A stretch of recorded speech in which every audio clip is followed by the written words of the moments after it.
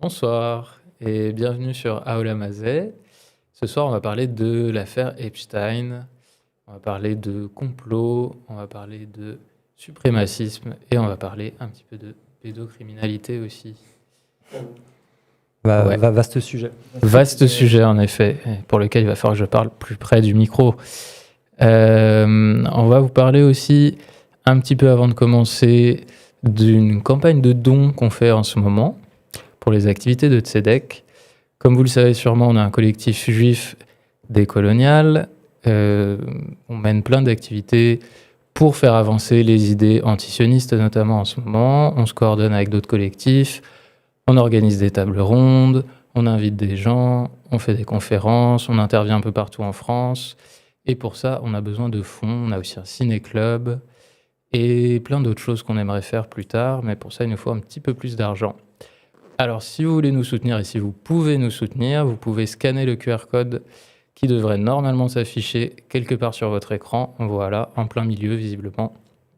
Donc, n'hésitez pas. Et sinon, dans la rubrique des actus, on a sorti notre livre il n'y a pas longtemps. On a 3 camarades qui ont beaucoup bossé là-dessus et qui l'ont rédigé. Il est préfacé par la personne dont le nom m'échappe. Judith Butler. Merci Judith Butler. J'ai Une intellectuelle vaguement connue. Une intellectuelle vaguement connue. J'ai un petit blanc. Voilà, qui est universitaire américaine sur les études de genre, la décolonialité un petit peu, surtout qui a beaucoup parlé d'antisionisme aussi, et qui nous a fait l'honneur de préfacer le bouquin. Vous voyez sur votre écran le bouquin que vous pouvez acheter directement. C'est aussi une super manière de nous soutenir. 13 €, c'est pas cher. 13 €, c'est vraiment pas cher et il y a beaucoup à lire dedans. C'est un super bouquin. Désolé, je vois Fabien dans le chat qui demande de dénoncer les camarades qui ont écrit le livre. C'est pas possible. C'est pas possible. Non, c'est une responsabilité collective, ce livre. Bon. Je pensais de pas dénoncer, mais... Oui, moi aussi. Voilà, il y en a un à cette table, mais on dira pas qui c'est, du coup. Et on va continuer en vous parlant un petit peu de Epstein. Ah non, je voulais vous donner une dernière petite info. Si je retrouve, je l'ai noté, parce que j'ai fait 1000 fois trop de fiches, évidemment. C'est qu'il y a une tournée, et cette tournée, ça va être une tournée de présentation du livre. Et vous pourrez retrouver notre camarade Elie. C'est pas du tout parce qu'il a écrit le bouquin, mais il sera là pour le présenter au Nouvel Équipage, c'est ça? Ouais, à la librairie Le Nouvel Équipage, mardi prochain. Mardi prochain à Paris. Et donc, vous êtes les bienvenus. Et c'est un bon moyen de nous soutenir aussi que de venir à ces événements. Et vous pourrez aussi acheter le bouquin là-bas, si vous préférez acheter directement en librairie. Tout à fait. Voilà. Donc, l'affaire Epstein. Peut-être avant de rentrer dans le vif du sujet, on présente les autres camarades, parce que moi j'ai bien vu ma petite pub. C'est vrai, je te fais ta pub. Je ne suis pas seul autour de la table. C'est vrai, merci à toi. Donc on a le camarade John ici, qui nous vient directement des États-Unis, mais il s'exprime très bien en français, rassurez-vous. Des States. Voilà, il va nous donner un point de vue américain sur la question. En direct des States. En direct des States. Et on a le camarade Nathan ici. Coucou. Voilà. Et aussi le camarade Simon, du coup, qui présente l'émission. Merci, voilà. On est tous militants chez Tzedek. Et on a les camarades à la technique aussi, la camarade Pauline et le camarade Nico, qui sont derrière les vidéos. Et on a l'équipe de PDH, merci à eux pour la régie et de nous prêter les studios comme d'habitude. Donc, Jeffrey... C'est Squeezie inconnu. Ouais, c'est ça, c'est Squeezie. C'est exactement ça. Je me suis converti au judaïsme. Voilà. Grande révélation ce soir. Et du coup, Jeffrey Epstein ou Epstein, selon si on est anglais ou français, c'est un financier américain et c'est quelqu'un qui a beaucoup de liens avec le monde de la finance, mais aussi avec les renseignements, avec pas mal de services de renseignement. On sait ça grâce aux millions de documents qui sont sortis il n'y a pas longtemps, avec tous ces emails dedans, qui ont été sortis tous sans aucun discernement par le ministère de la Justice américaine. Et on va essayer de rentrer un peu dans cette histoire-là. Alors pour le replacer vite fait, Epstein, c'est quelqu'un qui est né à New York, qui va à la fac, mais qui arrête la fac, et qui va se faire engager comme prof de physique et de maths dans un genre d'école Montessori pour les riches new-yorkais, qui s'appelle la Dalton School. Et alors, Première anecdote croustillante, la personne qui l'embauche, ça n'est autre que Donald Barr, qui est le père de William Barr, qui va être après ministre de la Justice sous Trump très brièvement, et une des personnes qui va essayer d'étouffer l'affaire Epstein. Ces deux personnes, Donald Barr et William Barr, ont tous les deux travaillé pour la CIA, ça commence bien. Et Donald Barr aussi, c'est là qu'on rentre dans l'anecdote, c'est le proviseur de la Dalton School, mais c'est aussi l'auteur d'un bouquin de science-fiction où une élite arrive à coloniser Mars grâce au pouvoir que lui donne un réseau de trafic d'enfants esclaves sexuels. Ah ouais. C'est réel, hein, donc on rentre directement dans le truc complotiste de fou, Sujet, ouais. mais c'est quand même assez rigolo, on va dire. Hein, voilà, donc on peut en tirer aucune conclusion, bien sûr, mais ça commence bien.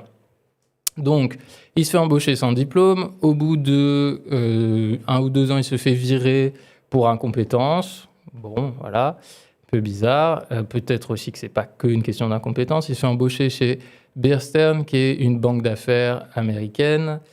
Et chez eux, il va se spécialiser dans la récupération de fonds détournés. Mais alors, ce qui est rigolo, c'est qu'en même temps, en fait, il va se spécialiser dans l'aide au détournement de fonds pour d'autres clients. Donc, on voit déjà comment il peut être utile à plein de gens. Donc, c'est quelqu'un qui, dès le début, en fait, manipule de l'argent qui est un peu sous les radars. De l'argent sale, de l'argent qui peut servir pour, par exemple, mener des opérations un peu occultes d'un service de renseignement. Voilà. Il travaille là et il va assez vite se retrouver à Londres. Et à Londres, il va rencontrer Douglas Lees, qui est un marchand d'armes et qui travaille pour le complexe militaro-industriel américain. Et il va rencontrer aussi Adnan Khashoggi, qui est aussi un marchand d'armes et qui fait du détournement de fonds et qui est impliqué dans une banque qui s'appelle la BCCI, qui est une banque qui a été montée par les services pakistanais et qui est une banque commune à plusieurs services de renseignement, en fait. C'est intéressant parce que Epstein, après, il va monter une boîte pour Lex Wessner, dont il sera le protégé plus tard, qui va être construite selon la même structure que cette banque, qui est une banque qui est faite pour manager internationalement de l'argent sous les radars, encore une fois. Khashoggi, pour compléter, qui est saoudien. Khashoggi, qui est saoudien, ouais, tout à fait. Et oui. Ouais, c'est important de montrer comment Epstein, voilà, il est pris dans tous ces réseaux, on peut dire, de l'impérialisme occidental, quoi. Tout à fait. Ouais. Qui est saoudien et qui, quelques années avant, a monté un groupe de collaboration en Afrique de l'Est, je ne sais plus, au Kenya, je crois, de collaboration entre les services israéliens, les services français, les services marocains, les services saoudiens. Voilà. Et ce groupe de services, il avait pour but de faire les bases œuvres de la CIA à un moment où le Sénat américain avait bloqué les possibilités pour la CIA de faire des opérations un peu crado. Donc, il rencontre cette personne-là, et avec cette personne-là, il va participer au voyage de fonds internationaux dans une affaire où les États-Unis vont se débrouiller pour vendre des armes à l'Iran via Israël et via ce Saoudien Adnan Khashoggi, aussi avec l'aide de Robert Maxwell, qui est le père de Ghislaine Maxwell, que Epstein ne rencontrera que 10 ans plus tard à peu près. Et tous ces gens-là, ils vont aider la CIA à récupérer de l'argent pour défaire les sandinistes au Nicaragua et pour mettre en place un dictateur d'extrême droite à la place des sandinistes. Donc, c'est juste un petit exemple. C'est juste pour montrer que, en fait, Epstein, toute sa vie, il a été dans les milieux d'affaires et dans les milieux du renseignement. Et on sait que son appartement à New York, mais aussi son appartement à Paris, était truffé de caméras et que ça, c'est un mode opératoire qu'on retrouve chez plein de gens qui sont liés au renseignement partout dans le monde et qui permet, par exemple, pour Roy Cohn, qui était quelqu'un qui était un des mentors de Trump, qui a croisé Epstein aussi, qui était avocat et avocat pour la mafia durant la Prohibition, dans les années 60-50 même. On repart 30 ans avant. Mais c'est important de parler de cette personne-là parce que cette personne-là, elle organisait aussi des soirées où il y avait plein de gens qui s'adonnaient à plein d'activités que le public réprouverait. Et ces soirées, elles étaient filmées et enregistrées. Et notamment, il y avait pas mal de juges à ces soirées. Du coup, Roy Cohn pouvait tout à fait décider de l'issue d'un procès en faisant du chantage au juge d'instruction. Voilà. C'est le genre de modus operandi qui est très classique. Et donc, tout de suite, se pose la question que je vais vous poser, pour pas être trop long, c'est est-ce que on peut dire, du coup, compte tenu de ces éléments, que Epstein, c'était juste un pédophile ou un pédocriminel dégénéré et que du coup, lui et ses autres amis pédocriminels avaient beaucoup de moyens et étaient juste plus capables d'organiser la pédocriminalité à l'échelle internationale pour assouvir leurs démons, ou est-ce que finalement Epstein et toutes ces autres personnes, quand ils s'adonnent à ça, ça a un rôle à jouer pour des raisons politiques. Voilà. Bah, Qu'est-ce que vous en pensez finalement de ça, vous? je me lance et puis vous pourrez continuer.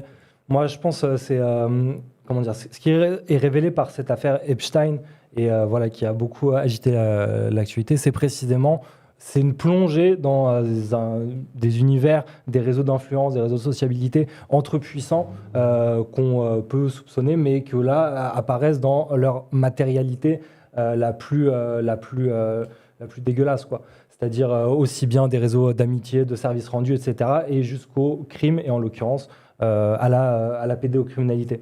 Mais ce que ça montre aussi, c'est vraiment à quel point les réseaux, aussi bien de l'élite économique occidentale, et entremêlés avec des réseaux qui relèvent du monde du renseignement, avec toutes les histoires de rapports entre les différents services, avec des marchands d'armes, et aussi avec des réseaux criminels, puisqu'il y a des liens qui ont été révélés avec différents figures du monde du crime organisé, de la mafia. Donc je pense que c'est aussi ça qui est un peu vertigineux dans ces documents qui ont été révélés, c'est vraiment une plongée dans les réseaux de pouvoir de l'impérialisme occidental, parce que c'est vraiment cette sociabilité-là qui était celle d'Epstein. Ouais. Nathan ou John Tu veux réagir dessus? Comment vas-y. Je pense que la vérité, c'est que le débat en ce moment, il est beaucoup ciblé autour de qui est Epstein, et que ça permet aussi évidemment de déconcentrer de genre à la fois l'horreur du trafic, du réseau, de son empire économique, sexuel absolument terrifiant, etc.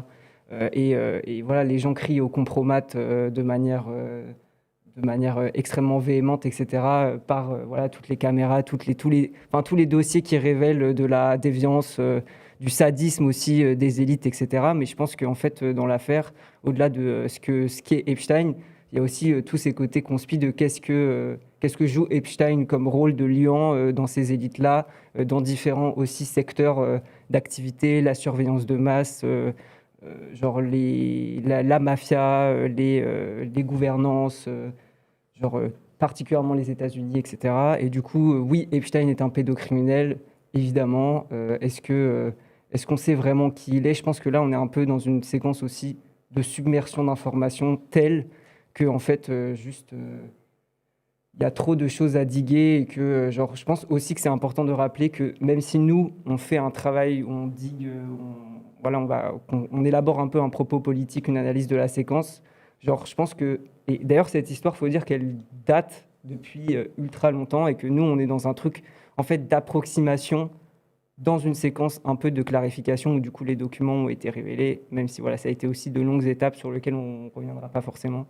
Mais je voulais revenir sur un truc que tu dis que je trouve intéressant, c'est que, et là d'ailleurs nous à l'écran on voit plein de personnalités, alors on a Jack Lang, on a Epstein, on a Clinton à un moment, il y a évidemment toutes les photos avec Trump, c'est que en fait tout ça, ça nous a amené sous l'angle de la pipolisation un petit peu. Il y a toutes les royautés aussi, il y a toutes les danoises, royautés, anglaises. ouais, totalement. voilà, il y a le prince Andrew d'ailleurs qui s'est fait arrêter aujourd'hui, pas pour pédocriminalité, mais parce qu'il aurait partagé des informations sensibles, des informations qui dépendent du secret d'État avec Epstein. Donc, ce qui nous donne un autre indice sur, oui, en effet, il y avait beaucoup ces questions-là qui étaient en jeu aussi.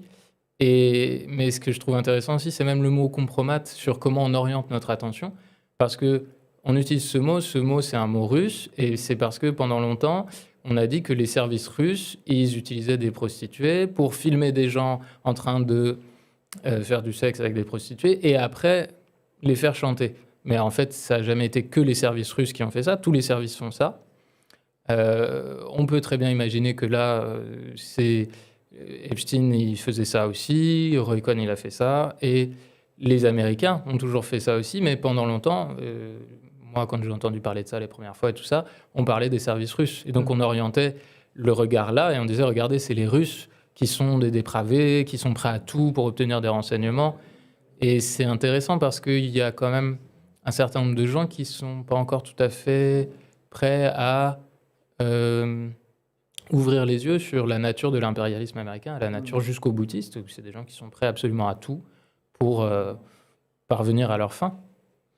Mais aussi le côté révélation qui rend un peu l'affaire extraordinaire, mais si on le regarde d'un point de vue un peu rationnel, c'est juste une sociabilité entre élites. Et donc oui, le côté révélation rend un truc un peu obscur, mais finalement c'est juste des gens qui ont envie de se côtoyer. Mais c'est vrai que ça se fait. Nos démocraties ne sont pas très transparentes sur ces mécanismes, quoi. Oui. Oui, tu dis le mot démocratie et finalement, comme il y a ce mot-là aussi, ça oriente notre pensée à penser que comme on peut, dans nos démocraties, dans nos systèmes, dénoncer un certain nombre de choses ou se sentir outré quand ça se révèle à jour, si on peut avoir de l'outrance et dire là c'est vraiment pas bien, c'est donc qu'on est libre et c'est donc que le système normal il est bien. Ouais. C'est pour ça que les médias mettent vraiment l'accent sur le trafic d'enfants et de femmes pour occulter toute la réalité derrière, d'échanges économiques, impérialistes, etc.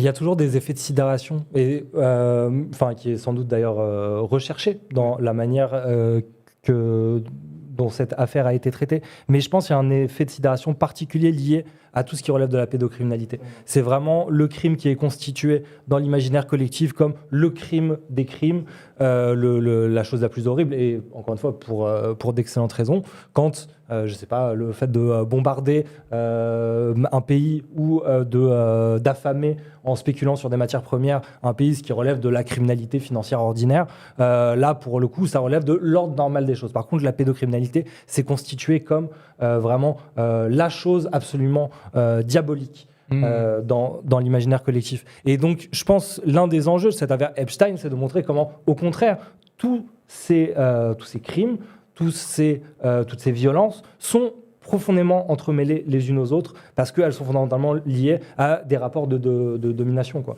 Oui, et il y a un continuum entre le fait de n'avoir aucune considération ou conception de la vie ou de la sensibilité d'un enfant et n'avoir aucune considération et conception de la vie et de la sensibilité de centaines de milliers de personnes, voire de millions de personnes qui vont dépendre de ce qu'on fait. Parce que le fait de faire bouger des fonds de manière secrète pour financer des opérations de déstabilisation, quand la CIA fait une opération de déstabilisation et renverse un régime dans un pays, c'est des dizaines, c'est des centaines de milliers de personnes qui vont mourir, être torturées, être emprisonnées. Ça ne veut pas dire que tous les financiers sont pédocriminels ou que tous les gens du complexe militaro-industriel sont pédocriminels. Ça veut juste dire que, en fait, la domination est une manière de vivre et que c'est pas si étonnant de voir des gens qui sont dans les complexes militaro-industriels, qui sont dans les classes dominantes de pays et qui ont peu de considération pour les vies d'autrui, d'être aussi des pédocriminels. D'autant plus qu'il y en a dans tous les secteurs de la société. Bien sûr, c'est juste des gens ordinaires avec des vices ordinaires, mais beaucoup de moyens. Énormément de moyens, mais je trouve qu'il y a une vraie instrumentalisation des victimes par la shock value que représente la pédocriminalité.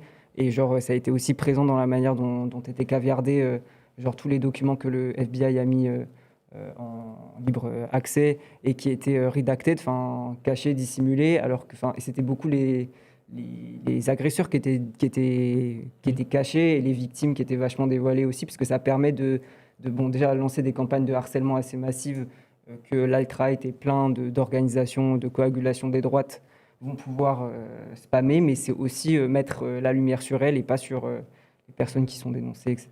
Et quand tu dis ça, c'est intéressant parce que c'est littéralement ce qui s'est passé. Le département de la justice américaine quand tu parlais de cacher les agresseurs et révéler les victimes, le département de la justice américaine qui, par ordre légal du Congrès américain, se devait de laisser tous les noms des agresseurs dans les fichiers, dans les dossiers qui ont été rendus publics, il les a effacés en fait. Alors, c'est illégal. Hein. Et dans le même temps, il y a 1 millier de victimes dont les identités ont été mal ou pas cachées, et qui ont été doxées en fait, littéralement. Et c'est terrifiant, et on voit qu'il y a une volonté du département de la justice américaine de mettre la pression sur les victimes et de cacher les agresseurs, et que ça continue comme ça. C'est vraiment La ce qui est mis guerre en aux place. pauvres, elle s'arrête pas dans le fait de dévoiler les victimes, en fait.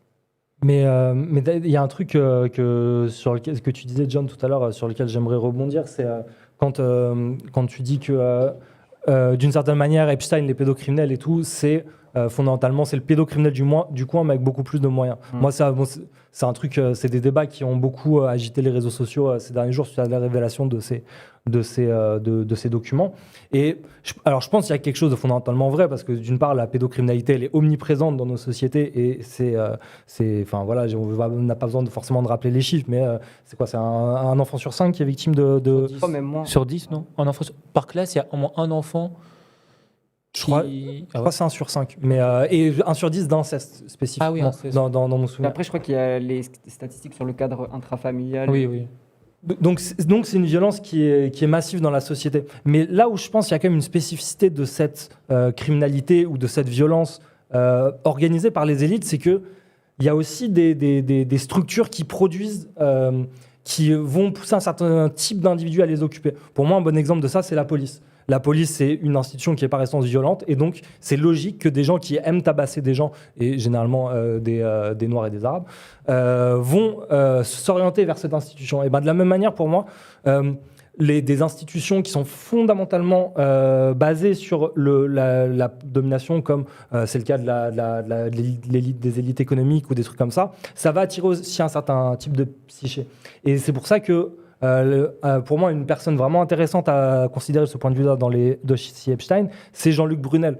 Jean-Luc Brunel, ça a été l'une des principales figures qui était leader d'une agence de mannequins en France pendant des années et des années. Et si on réfléchit un peu, le mannequinat, c'est dans leur écrasante majorité des femmes mineures qui sont sexualisées, et donc c'est logique que ce type de profil se retrouve à la tête de ce type d'institution, en fait. Pour le dire autrement, on dit beaucoup Epstein, c'est un pédocriminel mais avec plus de moyens.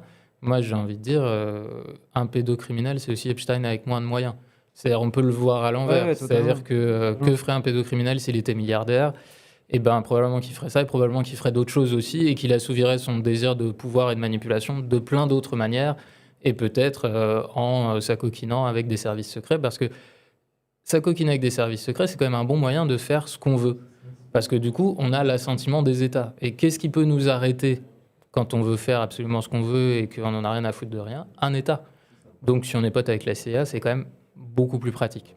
On peut se voir dans les deux sens. Non, vas-y. Non, mais juste pour aussi dire que c'est pas le pédocriminel du coin, c'est qu'il est aussi entouré d'avocats qui sont des pédocriminels militants. Alain Dershowitz, Alain Dershowitz, qui milite pour baisser l'âge légal de... Ouais, en c'est quoi exactement? 97, il avait fait une tribune pour baisser l'âge du consentement à 15 Oui. ans.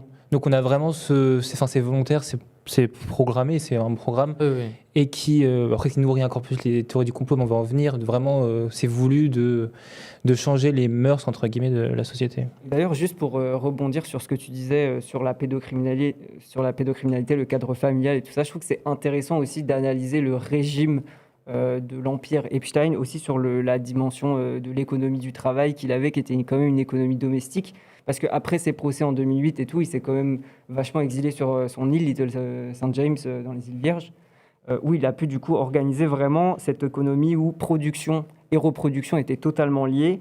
Et c'était un peu un système de maître-serviteur, donc il faisait venir des gens, et aussi beaucoup de gens travaillaient pour lui. Genre, il y a aussi toute l'économie, entre guillemets, des îles, genre, sur lequel il avait vraiment une emprise totale. Et genre, il y a vraiment ce côté de un peu retour des structures féodales. Oui. Il y a vraiment ce truc de... les femmes sont partagées par les frères de la tribu. Ça, c'est un article de Melinda Cooper dans Équateur, ultra intéressant, que je recommande, où en fait elle explique que donc les femmes sont partagées par ses complices auxquels il les donne, enfin vraiment il les vend, voilà, et en même temps lui sa fortune c'est un fonds de mécénat qui est fait pour maintenir ses victimes et ses partenaires dans un état de dette permanente, et c'est d'ailleurs ultra intéressant de s'intéresser à comment est-ce qu'il a fait, sa fortune, comment est-ce qu'il a fait sa fortune, etc. Oui, on peut noter que d'ailleurs, il se fait virer de Bear Stearns pour du délit d'initié. C'est-à-dire qu'il fait une arnaque en sachant qu'il va se passer un truc et tout ça, et en l'utilisant de manière financière. Et aussi qu'à un autre moment dans sa vie, la boîte qu'il a montée pour Lex Wessner, qui s'appelle Tower, je ne sais plus quoi, avec un collègue à lui qui a aussi des liens avec la CIA d'ailleurs, cette boîte-là, elle va s'écrouler, et c'était une énorme pyramide de Ponzi en fait. Et donc il a toujours été dans des schémas comme ça, de voler de manière habile avec la protection des États et de prendre le pouvoir. Mais c'est intéressant aussi cette histoire de féodalisme où on retrouve ça chez quand même beaucoup de milliardaires, se déplacent avec leur cour. On voit des gens dans les mails qui parlent du harem, ou qui parlent de son aéropage de jeune fille qui est toujours présent en fait. Et tout le monde le sait, mais tout le monde dans son entourage trouve ça bien même, et probablement est flatté d'être en présence d'un roi, entre guillemets. Il y a vraiment ce truc-là c'est quelqu'un qui se déplace avec sa cour. Dans la privatisation de l'État qui est en train de s'opérer aux États-Unis par toutes les fortunes proches aussi de l'organisation du technofascisme, il y a aussi le fait que des gens comme Epstein vont acheter des îles qui vont devenir une forme d'État indépendant sur lequel ils ont tout droit pour produire un peu la quintessence de ce système, parce que je pense que Little St. James, ça représente vraiment la partie immergée de tout ça, un peu sensationnaliste, etc., sur lequel c'est intéressant d'élaborer, mais qui n'est pas non plus, je pense, au cœur de nos intérêts, nous, dans cette émission-là. Ouais. Après, peut-être un truc que j'aimerais peut-être ajouter sur cette question-là, c'est celle de la question des individus versus les structures. Parce que c'est un truc qui, pareil, qui a beaucoup fait discuter. Et moi, je pense que en gros, si on se concentre que sur les individus, c'est la théorie de la brebis galeuse. C'est il y a des gens corrompus, il y a des gens pervers, il y a des gens machins, et il suffirait de les virer pour restaurer un ordre qui serait bon. Donc c'est évidemment, je pense, une vision très dépolitisante aussi de ce que sont les violences de manière générale, et spécifiquement des violences sexuelles. Après, il peut y avoir aussi une manière de dire c'est la faute aux structures, qui pour le coup ne prend pas en compte le fait que les structures sont agies par des individus spécifiques qui ont des histoires particulières, des structurations psychiques particulières, etc. Et en réalité, je pense que ce qu'il faut voir, c'est précisément l'interaction entre les deux, et le fait que des structures qui sont violentes, qui sont monstrueuses en elles-mêmes, produisent les monstres qui vont venir les occuper et en tirer un bénéfice. Oui, plus on est dans l'impunité, plus on se permet de choses aussi. Et c'est vrai qu'on voit bien que dans les classes dirigeantes, il y a cette question-là que on imagine bien que tout le monde, que déjà à 20 ans, on n'est pas aussi pourri qu'à 50 ans quand on a vécu 30 ans d'impunité et qu'on a fait tout et n'importe quoi et qu'on s'en est toujours sorti. Ça déforme la manière de penser. Il y a quelqu'un dans le chat qui disait il y a longtemps c'est un fils du démon ou un truc comme ça. Mais on en reparlera, ouais. Après, c'est quoi le démon? Parce que si le démon, c'est la classe dirigeante et l'impunité, oui, il y a un truc où le caractère est formé par ce qu'on vit.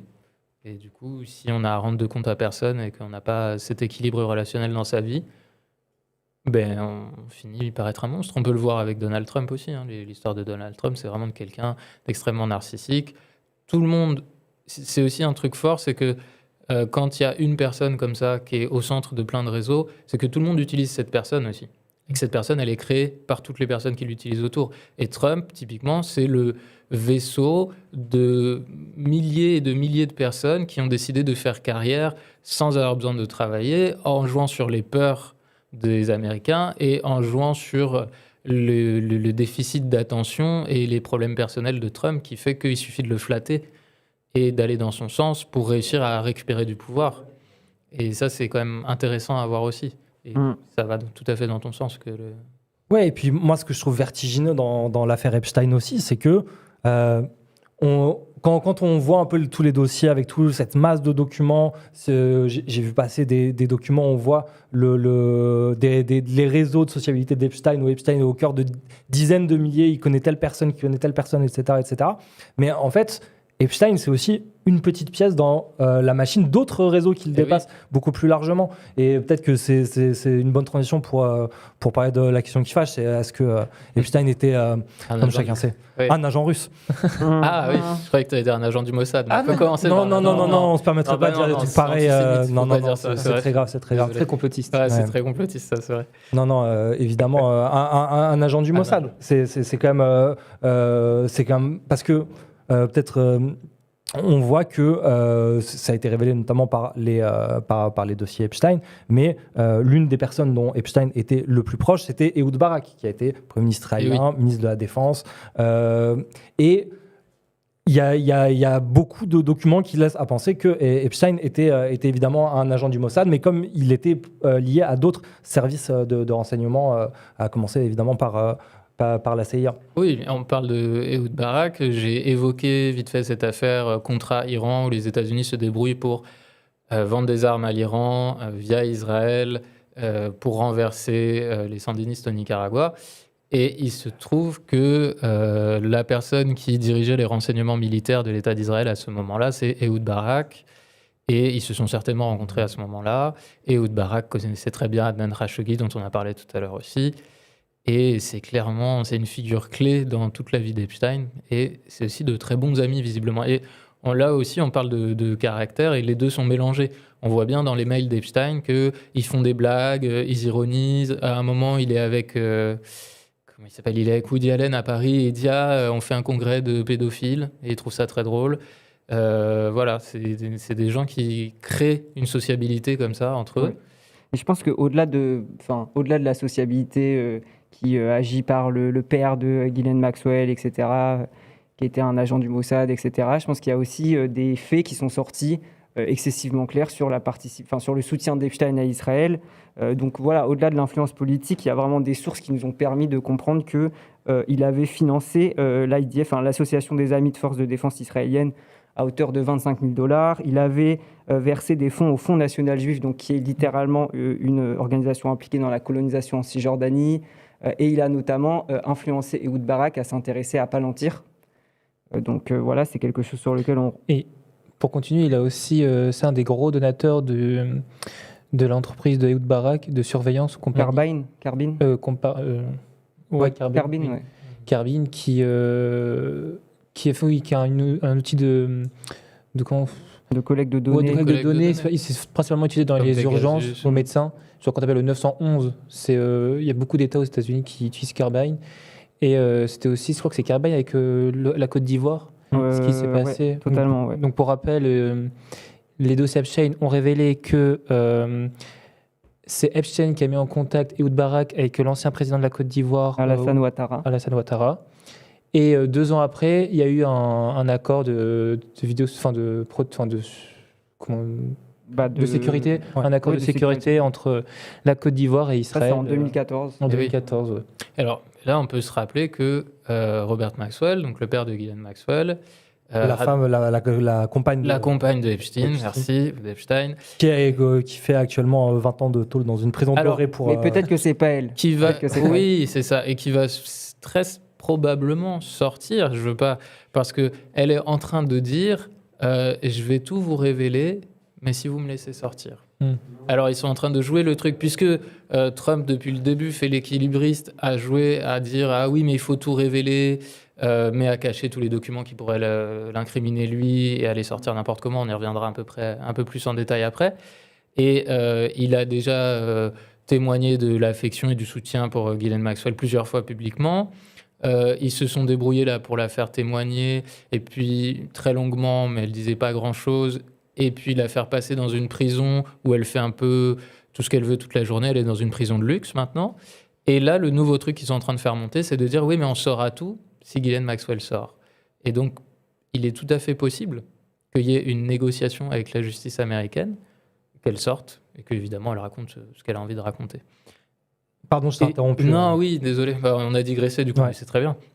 Ce serait pas le moment de parler de suprématie juive? On pourrait. Je vais juste finir ce point-là, parce que je trouve ça intéressant sur la reproduction entre les générations aussi.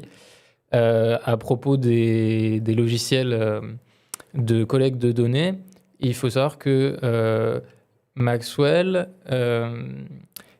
il a vendu avec Khashoggi un logiciel de sécurité qui a été créé par les Américains dans les années 70-80, qui est un ancêtre des trucs genre Palantir et tout ça.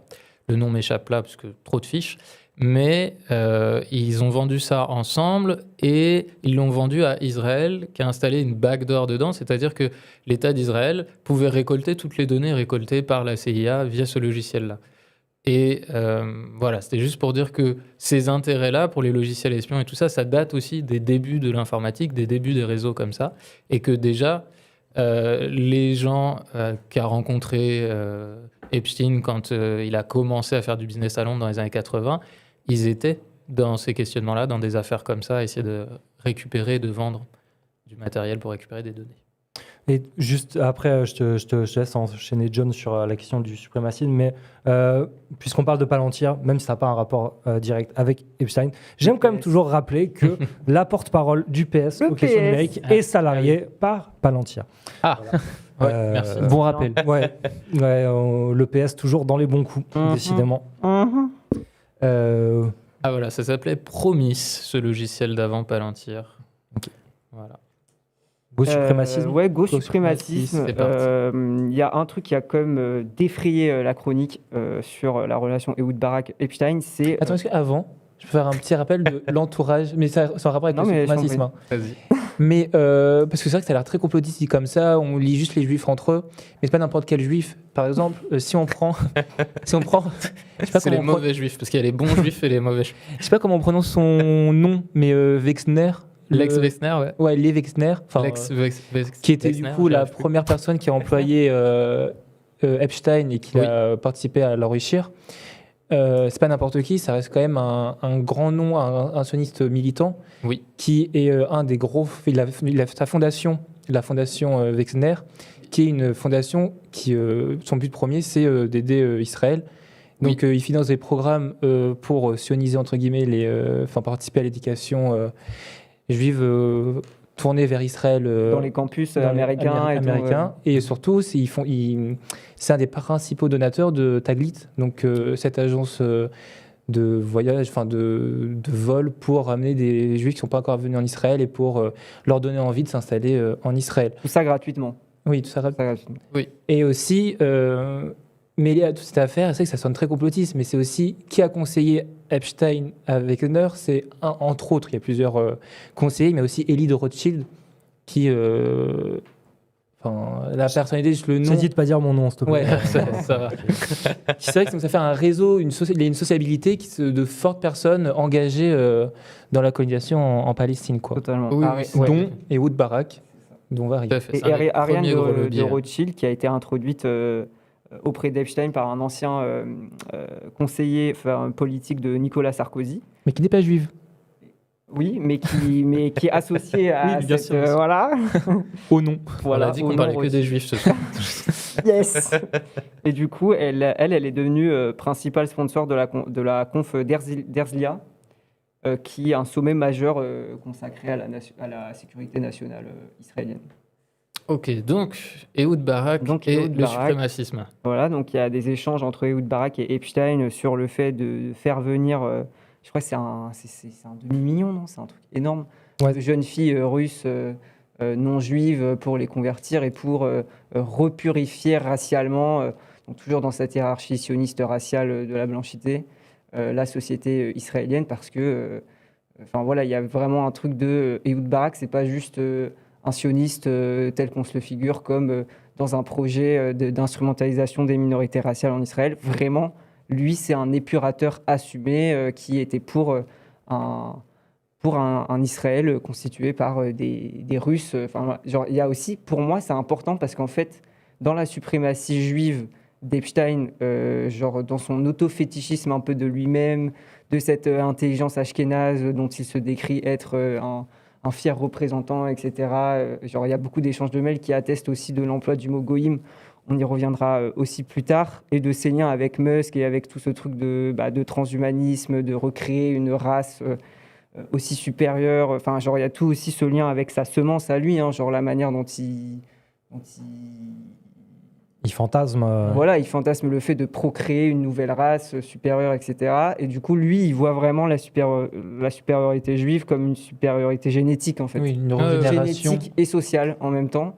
Et Ehud Barak était dans ce truc de faire venir des jeunes femmes genre non juives pour les convertir, etc. Enfin, tu te rends compte qu'en fait, même si c'est des gens qui sont liés dans des projets genre communs, il y a quand même des espèces d'incohérences, entre guillemets, dans leur idéologie fascisantes qui sont assez intéressantes aussi, tu vois.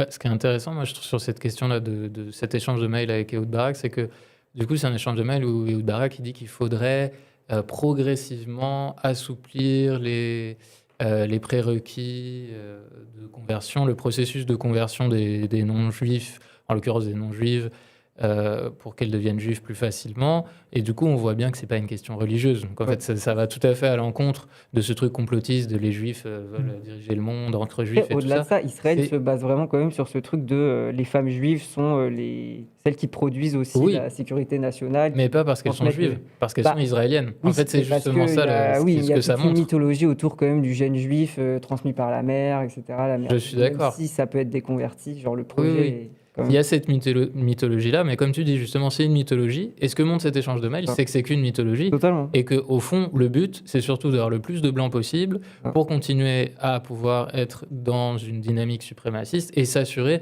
que surtout les gens qu'on génocide, on apartheid, on épure des terres sur lesquelles on veut s'installer, ne puissent jamais se venger. Parce qu'en fait, c'est ça la grande peur des suprémacistes, c'est comme eux n'ont aucune considération pour la vie d'autrui, ils fantasment les autres dans la même dynamique. Et la grande peur, c'est d'être en sous-nombre. Donc il faudrait absolument par tous les moyens être le plus possible et rester en surnombre. En fait, je pense qu'il est vraiment intéressant à penser dans cette question-là, c'est la manière dont une forme de suprémacisme juif sioniste est entremêlée à un suprémacisme blanc beaucoup plus classique, qui peut être le projet défendu par des Steve Bannon, par des Elon Musk, etc. Et c'est le cas de vouloir précisément faciliter les moyens de conversion à des Européennes de l'Est pour venir assurer la suprématie démographique juive en Palestine. C'est vraiment, on voit précisément à quel moment la suprématie juive se transforme en suprématie blanche d'une certaine manière, même s'il peut y avoir par ailleurs des discours sur la supériorité des Ashkénazes, etc. Mais donc, ce suprémacisme, il est évidemment premièrement dirigé contre les Palestiniens, parce qu'on sait que la terreur des sionistes, c'est de se retrouver en minorité numérique d'un point de vue démographique face aux Palestiniens et aux Arabes, mais c'est aussi lié aux différentes dynamiques racistes intrinsèques à la société israélienne qui font que les Juifs européens, les Ashkénazes, sont considérés comme supérieurs aux Juifs au Mizrahim, donc du Moyen-Orient, ou aux Juifs d'Afrique du Nord, et évidemment encore supérieurs aux Juifs d'Éthiopie, aux Juifs du Yémen, etc., etc. Mais je trouve que c'est là que c'est intéressant aussi de parler du changement de paradigme du mot goy ou alors de la manière dont ça existait aussi beaucoup dans les échanges. Je ne sais pas si quelqu'un veut faire un petit rappel de comment ça existait dans les Vas-y. dossiers Epstein. Ouais. Bah, si tu es plus précis là-dessus, je t'en Pas prie. du tout, je pense que c'est toi qui es le plus Moi, précis. moi, je peux Bah, tenter. vas-y, je t'en Vas-y. prie. Ouais, alors le mot goy, c'est un truc qui a, pareil, a beaucoup agité les réseaux ces derniers temps, mais Goychiste. ouais, mais en gros, ce qui revient assez souvent dans un certain nombre de mails qui sont révélés, c'est le fait que Epstein et différents de ses amis ou connaissances utilisaient souvent le terme de goy pour désigner donc des personnes non juives. Et dont lui-même se définissait comme se définissait par rapport à ces gens. Oui, tout à fait. Et suite à ça, il y a eu toute une reprise de ce terme-là, mais qui remonte à un certain nombre d'années, mais qui a connu un nouveau succès dernièrement, de gens qui en sont venus à qualifier de goy toute personne qu'ils jugeaient naïve, crédule, manipulable, généralement avec un sous-texte quand même un peu antisémite, je pense on peut le dire. C'est souvent des néo-nazis de Clairement. Twitter. C'est quand même très souvent des Soraliens ou des Diodonis qui traitent un peu tout le monde de goy pour dire que c'est des gens qui n'ont pas les yeux ouverts là-dessus. Mais voilà, je pense qu'il y a vraiment cette dialectique entre, d'une part, un terme qui, dans la bouche d'Epstein, relève d'une forme de nous et eux, de suprémacisme, et la manière dont ça, après, c'est un terme qui va être fétichisé Ouais, c'est ça. comme le cœur du truc, alors que, encore une fois, pour moi, ce qui se rejoint chez Epstein, c'est le fait que le suprémacisme juif tend de plus en plus vers la suprématie blanche en réalité. Bah, je pense que c'est pertinent. Et pour compléter ce que tu dis, je trouve que goy, c'est vraiment devenu le mot employé par les gens. Aussi, il y a des gens qui l'emploient en mode t'es un goy, un peu t'es en mode t'es teubé, t'es dans la matrice, tu t'en rends pas compte et tout.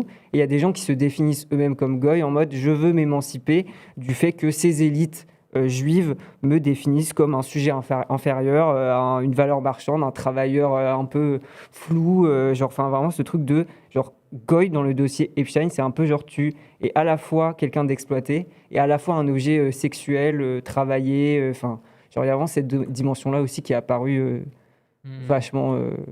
On peut imaginer que c'est une nouvelle manière de se victimiser de la part de gens qui vont parler se de revendiquer racisme une fierté anti-blanc de aussi. l'éveil un peu, je trouve. C'est genre, Et c'est ça. Voilà. je suis complotiste, je veux sortir un peu de ma condition aussi.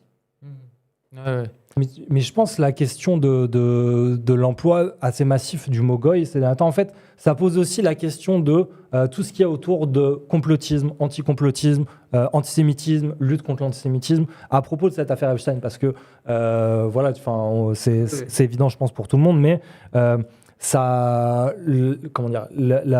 révélation de ces dossiers dernièrement a donné lieu à un retour en force d'un certain nombre de personnalités antisémites, comme Dieudonné, qui a fait un live qui a cartonné il n'y a pas longtemps sur Twitter, et d'autres personnalités aux États-Unis notamment, qui assument clairement une forme d'antisémitisme et qui voient dans l'affaire Epstein une espèce de manière de pouvoir y aller à fond dans leur propagande. Mais ce que je trouve intéressant spécifiquement sur le mot goy par rapport à ça, c'est que en vrai, c'est devenu une blague aussi. Ouais. Et ça, pour moi, c'est assez précis que ce soit devenu une blague, y compris de gens qui ne sont pas forcément antisémites, même si d'autres l'utilisent de manière antisémite. Mais c'est que la lutte contre l'antisémitisme depuis un peu plus longtemps, mais surtout depuis 2 ans, a été tellement délégitimée. Ça a tellement été dit à n'importe quel propos, pour tout et n'importe quoi, uniquement parce qu'on s'indignait du génocide en Palestine, que juste... Tu peux pas dire à quelqu'un qu'il est antisémite, il va se foutre de ta gueule. Le truc est totalement délégitimé aujourd'hui. Et ce qui fait que je pense que c'est aussi... On paye aussi aujourd'hui, avec cette affaire Epstein, le prix de cette délégitimation complète de la lutte contre l'antisémitisme. Qui est en train de continuer parce que la ministre de la Justice américaine qui a été interrogée par le Congrès cette semaine et qui a fait des réponses qui n'a pas répondu en fait pendant des heures, et qui a raconté tout et n'importe quoi, on a pu la voir reprocher à une représentante qui est une descendante de rescapés, du coup, du génocide des Juifs en Europe. Hein. On a pu la voir lui reprocher de ne pas avoir voté pour une législation qui voulait criminaliser le slogan « From the river to the sea ». Et du coup, Pam Bondi, comme elle travaille jamais, elle savait pas que cette personne était juive quand elle lui a dit ça.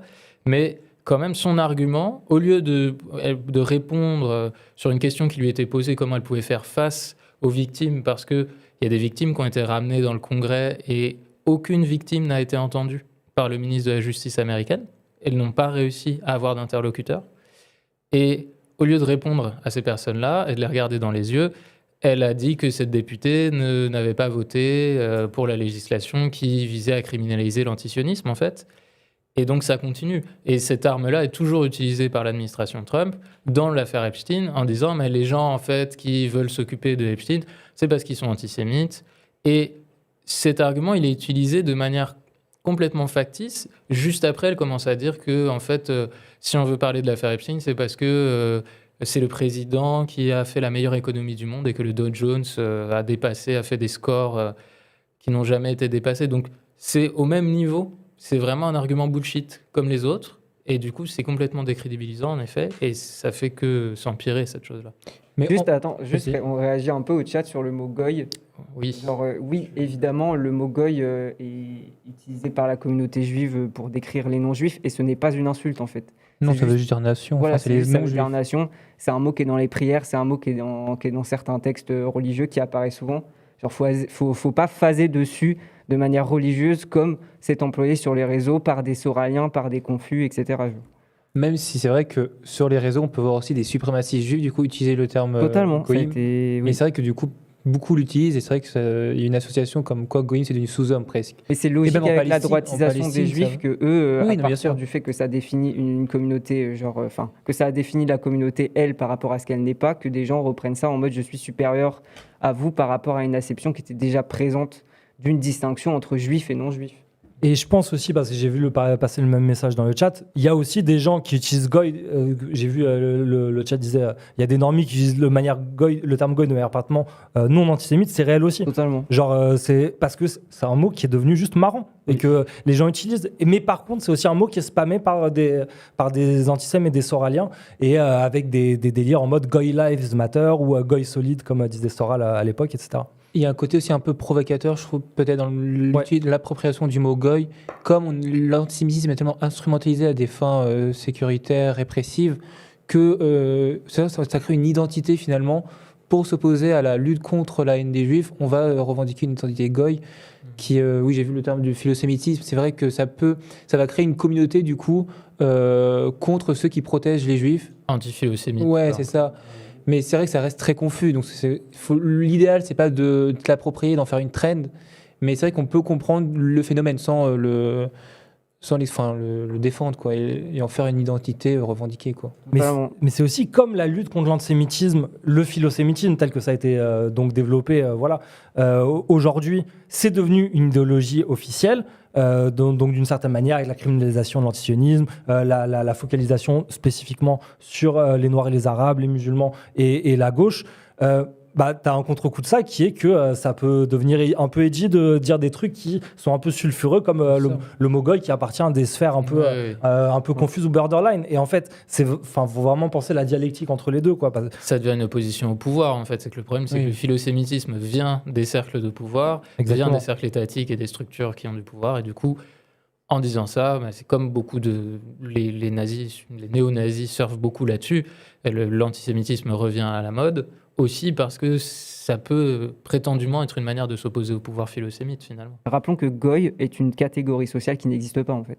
Genre ça n'existe pas, c'est pas précis, matériellement ça ne relève rien. Genre c'est.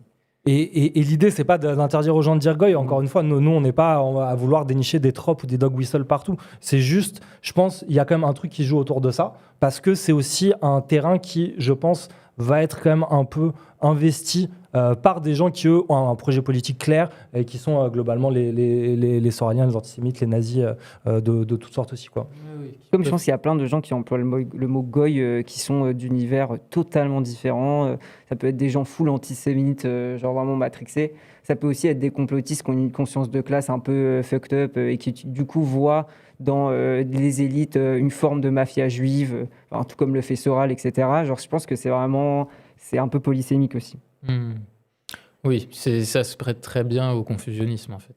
D'autant plus que ça arrive maintenant, qu'il y a plein de gens qui n'ont jamais entendu ce terme avant l'affaire Epstein, et que du coup ça... Ça peut être une production de l'ignorance, parce qu'à force de... c'est tout le projet de Soral de faire une alliance à travers le Goy, la figure de la communauté Goy, ça serait rejoindre les blancs et les non-blancs contre les juifs, mais du coup ça enlève toutes les questions de suprémacisme blanc, de racisme, etc. quoi. Donc c'est faux. C'est pour ça que ça n'a aucun intérêt de revendiquer cette catégorie. Faut s'en détacher quoi. Voilà. Ignorons-la. Parlons d'autre chose en vrai. Et parlons de complot et d'anti-complot. Oui, j'allais venir à ça, tout à fait. Est-ce qu'on entame par la vidéo? Est-ce que je parle un petit peu? Oui, on commence par la vidéo. On peut mater la vidéo. Une petite intro après. Allez.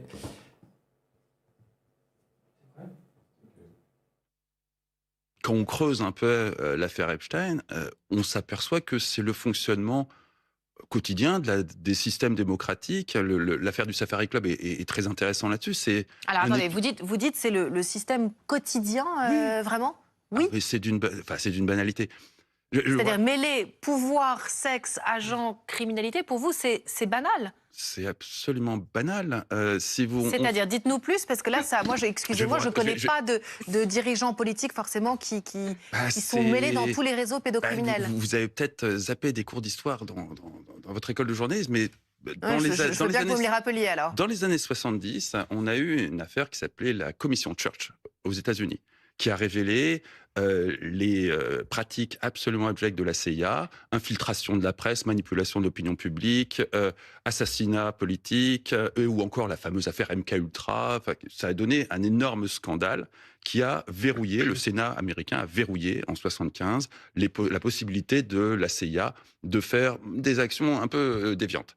Le résultat, c'est qu'Henry Kissinger, qui était le grand Sherpa de la diplomatie américaine à l'époque, a réuni la France et les monarchies du Golfe pour continuer les actions de lutte contre les soviétiques et le communisme, notamment sur l'Afrique et le Moyen-Orient. Ça a donné ce qu'on a appelé Safari Club. Se sont joints à cette alliance entre les Saoudiens et les Français les services de l'Iran, du Shah, les services de l'Égypte de Sadat et les services marocains de Hassan II. Et tout ce petit monde, des années durant, a orchestré les bases œuvres de la guerre froide du camp occidental sur 2 continents, le Moyen-Orient et l'Afrique. Alors, effectivement, pour les Français qui vous écoutent, Raphaël Grabli, on a l'impression qu'effectivement, tout ça fait partie d'un grand système. Et déjà que les Français ont tendance à être un peu complotistes en ce moment. Mais c'est pas du complotisme, c'est documenté. Il y a une douzaine de bouquins qui parlent de ça. Des bouquins écrits par des confrères à vous, comme Christine Ockrent, dans les années 80, qui a recueilli les mémoires du patron des renseignements français de l'époque. Quand on creuse un peu l'affaire Epstein, on s'aperçoit que c'est le fonctionnement quotidien. Alors, je vais répondre à un truc du chat parce que je me suis posé la question, parce que moi j'ai découvert cette vidéo hier, je crois, ou aujourd'hui, et quelqu'un dit que c'est un néoconservateur et que sa tactique c'est d'enfoncer le clou sur le dégoût des élites pour dire votez extrême droite, on s'occupera de tout. Et je me suis demandé, parce que je me suis dit cette personne-là m'a pas l'air forcément de gauche comme ça, à premier abord, je ne savais pas. Et je suis pas complètement étonné de ce que tu dis. Ça n'empêche pas que son propos soit, à mon sens, tout à fait juste. Voilà, même si lui, après, il tient peut-être ses propos dans des visées stratégiques qui sont diamétralement opposées aux nôtres, d'un point de vue anti-impérialiste ou décolonial, tout ce qu'il dit, ça se tient très bien. Et c'est hyper intéressant de voir que d'ailleurs, pendant qu'il dit ça, on n'a pas à côté des cartes du monde avec les pays qui auraient participé au Safari Club. On n'a pas, je sais pas moi, des dates. On n'a pas un rappel de ce qui s'est passé aux États-Unis avec la CIA dans les années 70. Non, on a des photos de Epstein à moitié à poil. Et donc on est vraiment sur ce truc-là de personnaliser. Regardez, non, c'est un pédocriminel, c'est ça qui compte. C'est pas le fait que peut-être il y ait des liens avec les services de renseignement, avec la géopolitique et tout ça. Est-ce que vous voulez dire un truc sur cette vidéo, peut-être? Ça vous évoque quoi, vous? Bah, c'est juste la réaction des journalistes totalement paniqués. Enfin, il y a vraiment celle-là. Enfin, c'est abandonner la réflexion, c'est tout de suite. Enfin, c'est l'anti-pensée, c'est vraiment rejeter l'autre. Enfin, c'est considérer cette information comme subversive, alors qu'il donne des faits en plus. Oui. Moi, je pense ce qui est effectivement le plus intéressant, je pense, dans cette vidéo, bon, il y a le rappel effectivement par l'universitaire qu'il y a un certain nombre de réseaux d'intérêts impérialistes divers de renseignement au cœur de l'impérialisme occidental avec la figure de Kissinger, etc., qui sont à l'œuvre. Mais c'est vraiment la réaction de la journaliste pour moi qui est très précise. Et je pense que c'est ça qu'il faut dont on parle maintenant, c'est cette espèce de complotisme versus anti-complotisme. Parce que c'est, je pense, un sujet absolument central pour penser cette affaire Epstein. Ouais, tout à fait. On peut commencer par rappeler en fait comment l'affaire Epstein elle a été traitée par les administrations américaines qui se sont succédées. Parce qu'en fait, ça crée la dynamique complotiste dans cette histoire. Le fait que ce soit vraiment business as usual, que les États impérialistes fonctionnent comme ça, c'est une chose que les gens qui veulent s'intéresser à ces questions-là savent depuis longtemps. C'est une chose qu'on sait particulièrement aux États-Unis parce qu'ils ont des lois que nous, on n'a pas, qui font qu'ils sont obligés de déclassifier les documents à partir de certaines dates. Alors, il y a plein de règles selon les affaires et tout ça, mais il y a plein de journalistes américains qui peuvent directement aller demander au Pentagone les dossiers. Et donc, les histoires de coups d'État de la CIA partout dans le monde sont parfaitement avérées par des documents de l'État américain, en fait. Et ça, du coup, ça prête pas du tout à créer du complotisme si on en reste à des articles sourcés qui vont chercher les sources directement au Pentagone et tout ça. Maintenant, ce qui s'est passé, c'est que l'affaire Epstein, elle a déjà été... Il y a eu des tentatives de l'étouffer par 3 ministres de la Justice récents. Donc, il y avait Merrick Garland, William Barr, qui était le fils de la personne qui a embauché Epstein pour la première fois à la Dalton School. Ça vient, on en parlait au début. Et Epstein, il a été condamné une fois en 2009 Et il avait passé un deal avec le ministre de la Justice de l'époque, qui était Alex Acosta. Je ne sais plus si c'était le ministre de la Justice ou le ministre de la Justice de la Floride, mais bon, peu importe. Et il a passé un deal qui fait qu'il a eu très peu de prison et qu'il pouvait aller dans son bureau tous les jours comme il voulait pendant qu'il était en prison et rentrer le soir. Ça, c'est complètement extraordinaire déjà. Et Trump, pour son deuxième mandat, dans ses promesses de campagne, disait « on va tout révéler sur Epstein ». Parce qu'il savait que c'était un de ses points faibles, qu'il était dedans, mais lui, il préférait dire que c'était surtout qu'il était lié aux Clinton et que c'était les démocrates. Et en fait, dans sa deuxième campagne, Trump, il s'est beaucoup appuyé sur le mouvement QAnon, qui est le grand mouvement complotiste américain né sur Internet, sur 4chan de ces dernières années, où il y a une personne qui faisait des posts sur 4chan, qui est un obscur... Enfin, c'est pas si obscur que ça, d'ailleurs.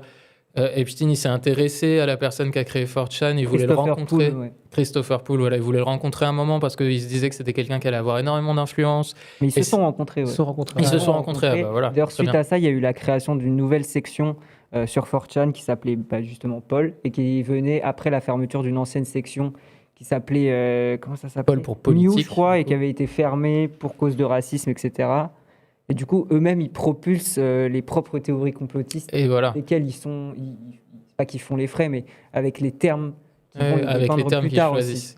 Et donc, QAnon, c'était une personne qui prétendait venir du renseignement américain et avoir des informations et qui répandait l'idée que le Parti démocrate était une cabale sataniste et que c'était des gens qui buvaient du sang de bébé, de l'adénochrome dans leur lexique. Adrénochrome. Adrénochrome, Ouais. merci. Je ne suis pas précis sur mon lexique complotiste. Et donc, qui buvaient ça pour être immortels, bien sûr. Puisque voilà, c'est des vampires démocrates qui veulent contrôler le monde. Je crois que l'adrénochrome, c'est un truc de quand une personne est sujette à trop de stress, elle produirait ce truc. Et du coup, le fait de manger des bébés qui sont mis sous beaucoup de stress rendrait immortels. Voilà. Mais c'est Ouais. encore un truc. En Ok. fait, c'est pas juste théorie du complot random, du complot random et tout. Je pense que c'est vraiment aussi dans une dimension eugéniste assez intéressante, genre, que ça joue. Oui, Il y a vraiment ce truc de nouveau patriarche, créer une immortalité, l'immortalité d'une race nouvelle, élitiste. Enfin, genre un peu le. Je trouve qu'il y a aussi le fait que il y a vraiment cette dimension de genre la démocratie et la réussite économique ne fonctionnent plus ensemble. Du coup, genre c'est une espèce de constellation de privatisation et d'expérimentation de sortir de la politique, genre que ce soit avec Musk ou avec Thiel, le gars qui est le CEO de Palantir, etc. Il y a vraiment ce truc d'exporter l'humanité dans un nouveau paradigme, Ouais. celui de l'espace, du nouveau gène, etc. que le transhumanisme remplacerait Ça cherche. Et l'élévation d'ailleurs, sociale. dans les dossiers Epstein, Ouais. il y a juste fini là-dessus, sur Vas-y, le truc, parce que je sais pas si je pourrais le placer aussi ailleurs. Il y a vraiment eu beaucoup de trucs sur les trans dans les dossiers Epstein, sur vraiment ce truc de chercher des anomalies consommables sexuellement de manière aussi un peu totalement laborantine, badante, et plutôt que d'être dans un truc d'une genre race ancienne, entre guillemets, qu'on essaierait de réinvoquer. Il y a vraiment un truc... Oui. Peut-être juste, je vois passer des gens dans le chat qui parlent de Dieudonné et notamment de la place qu'occupe Dieudonné dans les Epstein Files. Alors, apparemment, il y a effectivement Epstein, il s'inquiète à un moment du succès de Dieudonné, qui juge comme quelqu'un de menaçant. Après, en fait, de la même manière que Manuel Valls, qui est, je pense, quelqu'un qu'on apprécie somme toute assez peu dans ses locaux, il a voulu se faire Dieudonné à un moment. Il y a eu une espèce de jeu à deux, en fait, entre d'une part le courant politique incarné par Soral Dieudonné, qui se présentait comme une forme c'était quoi le terme de dissidence, c'est ça. Oui, De dissidence par rapport au pouvoir en place, à une époque où il y avait juste une fausse alternance entre la vraie droite et la fausse gauche. Mais en fait, c'est pas pour autant que c'est pas parce que Epstein voulait se faire Dieudonné que ça légitime Dieudonné, en fait. Mais surtout, c'est vraiment c'est décontextualiser et déresponsabiliser le contexte français. L'acharnement de Valls contre Dieudonné, c'est propre au contexte, à la séquence poétique du PS à ce moment-là. Ça serait dommage en plus de mal comprendre la société française juste en mettant une cause Epstein dedans, quoi. Pour finir sur cette idée de comment le département américain a sorti les dossiers, pour qu'on se retrouve avec des gens appellent ça le vrai QAnon, du coup, maintenant. QAnon, ça a fini par le Pizzagate, donc, parce qu'on pensait que tout ça, les complotistes pensaient que c'était au sous-sol d'une pizzeria à Washington que se passaient tous ces rituels où on massacrait des bébés, on sacrifiait des bébés. Et donc, il y a un pauvre fou MAGA américain qui est rentré dans la pizzeria avec une arme en exigeant qu'on ouvre la trappe du sous-sol. Et le pauvre gars en face était terrifié parce qu'il n'avait pas de sous-sol. Il ne savait pas quoi faire. Voilà, ça a fini comme ça. Et le truc, c'est qu'aujourd'hui, je vais reprendre mon fil, ce sera mieux. Les dossiers de Epstein, je fais un saut dans le temps, je reviens à ça, parce qu'en fait, je sais plus pourquoi je suis parti sur 4chan et tout ça. Mais aujourd'hui, ils ont été sortis de telle manière qu'on ne peut pas trier dedans. C'est-à-dire, c'est en fait ce qui s'est passé. En juin dernier, Ah voilà, si j'ai retrouvé mon fil, désolé. Amen. Hein. Ah merde, putain, on y arrive. J'ai dit amen. Amen. Ah, merci. Amen. Parce que Trump utilisait 4chan dans sa campagne quand il a fait sa deuxième campagne présidentielle et que comme il utilisait les théories du complot de QAnon, il savait très bien aussi qu'il devait donner à manger aux complotistes. Il savait que là-dedans, il y avait Epstein et qu'il y avait plein de complotistes qui se posaient des questions sur Epstein quand même. Et donc, il a dit, je vais tout vous révéler sur Epstein. Et donc, moi, je serai le président qui révélera toutes ces affaires-là. Il a fait le signe Q pendant des meetings. Il a fait venir des gens de QAnon au premier rang pendant des meetings. Il a vraiment joué cette carte-là. Et donc, en arrivant au pouvoir, il s'est dit, bah, les gens vont oublier. Le problème, c'est que ça n'a pas marché. En fait, les complotistes, ils n'oublient pas, ils font que ça toute la journée. Donc, ils ne vont pas oublier, malheureusement.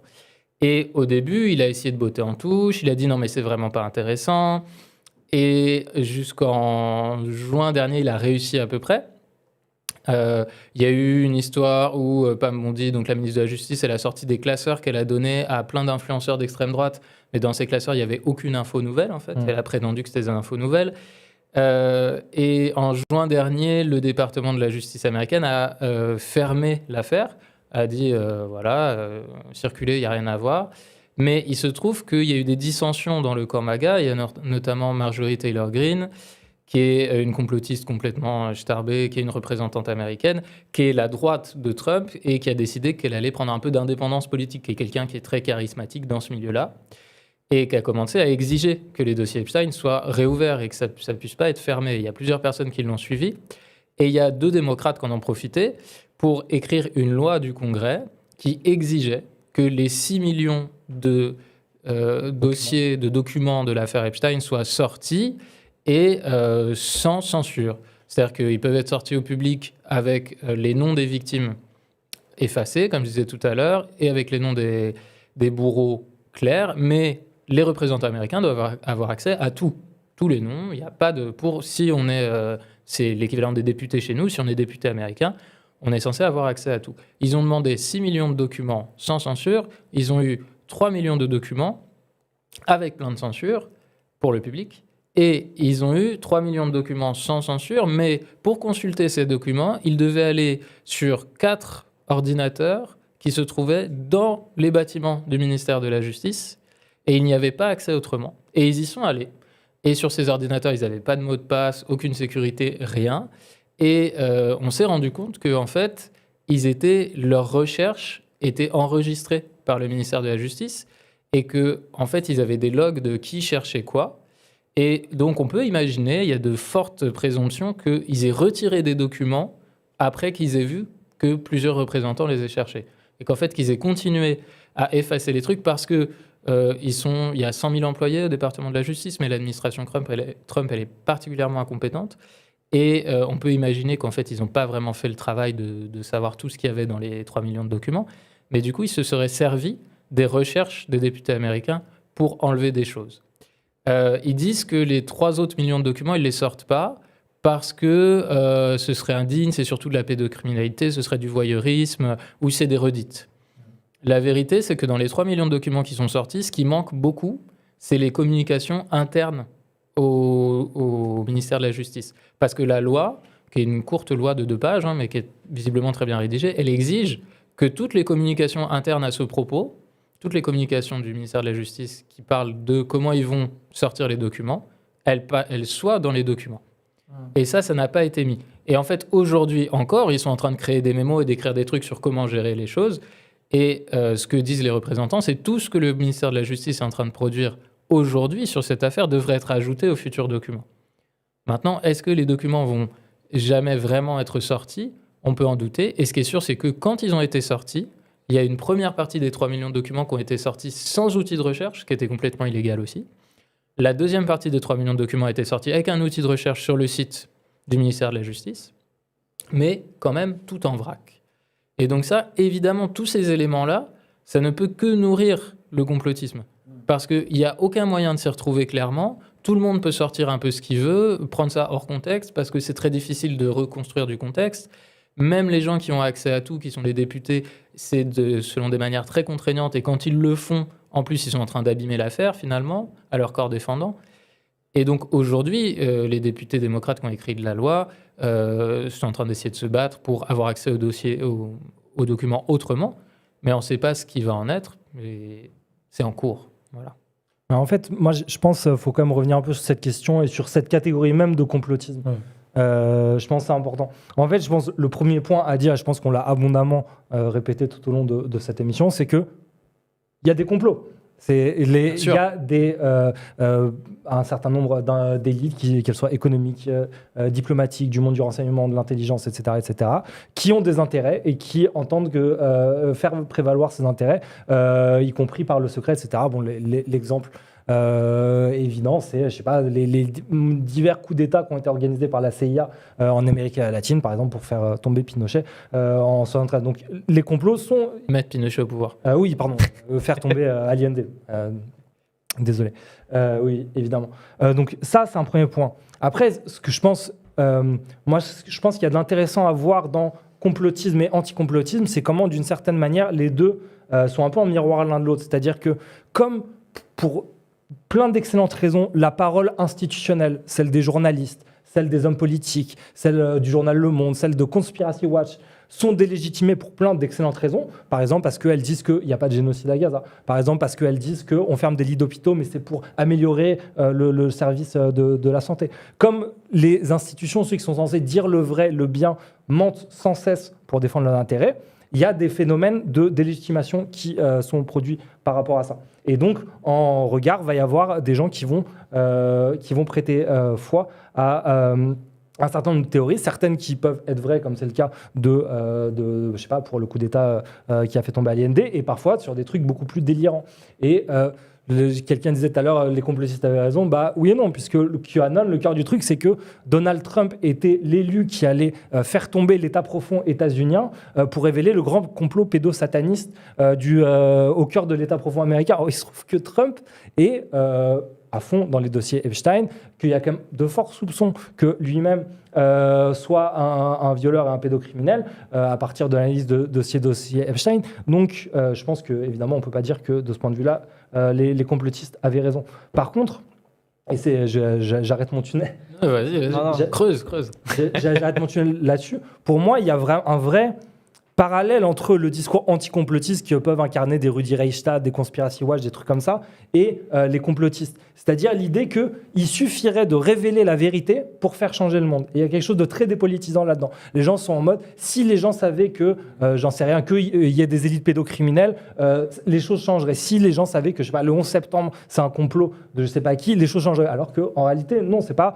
la vérité n'a pas de pouvoir en elle-même. Ce qui compte, c'est le rapport de force politique et le rapport de transformation. Et par ailleurs, le dernier point, c'est que les discours anticomplotistes sont eux-mêmes furieusement complotistes, puisqu'ils voient systématiquement soit le complot russe derrière tout et n'importe quoi. Je ne dis pas que par ailleurs il n'y a pas de complot russe, il y a aussi évidemment des complots russes. Mais c'est comme quand on dit Epstein est un agent russe, alors que bon, il est quand même beaucoup plus intégré dans les réseaux du renseignement occidental que du réseau russe, même s'il y a des rapports aussi. Et évidemment, le complot frériste. Ça, depuis 2 ans, enfin, un peu plus, on voit non-stop tout et n'importe quoi. Je sais pas, KFC qui fait du halal, c'est le complot des frères musulmans. Donc les élites sont aussi complotistes d'une certaine manière. Mais les deux, il y a vraiment des parallèles entre complotisme et anticomplotisme. Totalement.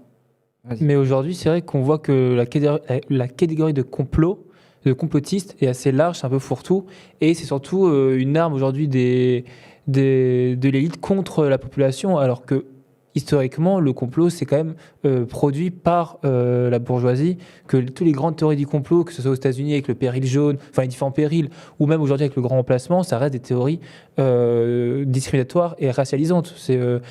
On parle de racialisation conspiratoire. Toutes les théories islamophobes et antisémites, ça reste les blancs qui racialisent et qui voient dans les juifs ou les musulmans une menace existentielle. Et donc c'est un peu culotté, enfin je sais pas comment leur dire, de la part des gouvernants de dire que c'est la population qui est complotiste, alors que c'est eux le premier vecteur de complotisme, donc notamment avec les théories islamophobes, le complot russe, etc. Et juste pour revenir sur la catégorie de complot, c'est vrai que on l'a mal défini. Enfin, quand on dit complotiste, dès qu'une parole est méfiante, est considérée comme complotiste, alors que le complotiste, c'est bien, ça a une définition stricte, c'est vraiment une vision du monde qui, au lieu de d'expliquer la société par la lutte des classes, les complotistes l'expliquent vraiment par c'est les juifs qui contrôlent le monde. C'est pas juste une parole méfiante à un certain donné, on a un doute sur une affaire et on devient complotiste. Et c'est juste pour donner une source comme ça, c'est Emmanuel Kreis qui analyse comment la catégorie de complotiste a vraiment émergé dans les médias après Charlie Hebdo, quand on était un peu méfiant de ce qui s'est passé, où il y avait des discours un peu alternatifs. Tout de suite, je me souviens, les ministres de l'époque, il y a eu des cours dans les écoles contre les théories complotistes. C'est vraiment très stigmatisant, surtout contre les populations arabo-musulmanes. Donc, l'anticomplotisme est devenu une parole pour défendre l'ordre en place et discréditer toute parole douteuse, alors que c'est normal de douter de la parole des médias, quoi. Et oui. Peut-être. Tu voulais dire un truc, John? Vas-y. Ça ramène un peu à ce qu'on disait tout à l'heure sur le fait que c'est ultra intéressant, ces rapprochements avec Musk, genre aussi toute l'évolution de l'algorithme suite à la libération des fichiers Epstein, genre à quel point tous les tropes antisémites, satanistes ont été hyper boostés, et genre même aussi le fait qu'il y a des problèmes en interne dans les différents complotistes US, FR, sur le fait que certains sont plus ou moins dans une théorie de Baal, du satanisme, etc. D'autres sont plus dans un truc un peu plus rationaliste de, en fait, les élites elles-mêmes sont dans un truc de réemployer toute une esthétique complotiste. Genre même, on n'a pas parlé d'un truc qui a fait beaucoup phaser les gens, c'était genre le temple sur l'île d'Epstein. Nous, on relativise pas le côté ritualistique, sacrificiel qui a pu être organisé. Je pense que on s'en fout en vrai de ce genre. En fait, ce qui nous intéresse, c'est plus pourquoi est-ce que le suprémacisme produit des formes aussi des fois un peu ésotériques, etc. Et moi, je trouve que ça a vraiment un lien dans le messianisme évangélique, le messianisme sioniste, genre dans un certain rapport de dépolitisation, de totalement décontextualiser l'explication de son destin politique, d'une organisation politique ou même juste d'une société, dans un truc de Israël ayant tellement aussi soutenu son organisation par un biais messianique, religieux, etc., que ça... je trouve qu'il y a eu un truc En fait, on est en train d'assister à une évangélisation de la politique un petit peu, parce que ça permet de donner un cap aux gens assez clair sur... et qui, pour moi, est un signe totalement clair de genre dans le régime d'information qui est totalement contrôlé par, je ne saurais pas comment vraiment la définir, la droite ultra-conservatrice. En fait, juste l'impuissance est telle... Les libéraux autoritaires fascisés, quoi. Ouais, voilà, que genre, moi, je trouve que cette séquence, elle pousse aussi des questions un peu fatidiques sur les limites de la gauche, aussi dans ses moyens de persuasion, de propagande, etc. Genre, est-ce qu'on n'arrive pas dans un moment où juste... Est-ce que c'est lié au fanatisme, quelque part? Moi, c'est ça que j'entends un petit peu dans ce que tu dis, qu'il y a une question que peut-être le complotisme, c'est à partir du moment où on s'investit totalement dans une croyance et qu'on définit sa vie par rapport à ça. Mais je pense qu'il y a un truc de la réussite prophétique capitaliste, en fait, qui est... Alors, attends. Dans le fait que les gens sont dans un... Comment t'expliquer ça? Tu veux dire que les complotistes s'investissent dans je pense que une chose qui va advenir... Basé sur Satan. Ouais. Genre moi, je trouvais ça aussi intéressant parce que Satan, c'est selon eux un truc, une essence qui fabriquerait aussi la raison de pourquoi est-ce que les élites sont perverses, etc. Machin, qui analysent parfois ces moyens d'action d'une manière plus ou moins approfondie, etc.